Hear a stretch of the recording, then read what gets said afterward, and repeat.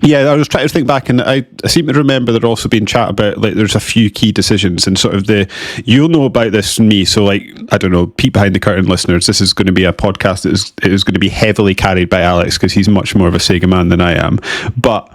I was thinking back to those books, and correct me if I'm wrong, a lot of the fate of the Dreamcast, and by extension Sega, was sort of written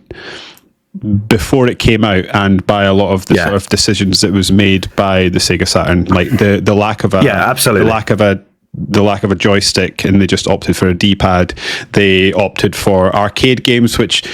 over, like, the sort of developing narratives and more, I don't want to call them in-depth games, but you know what I'm getting at when I'm talking about that in terms of, like, game direction. They just made a lot of different decisions, and it put them in a financial hole that even by time the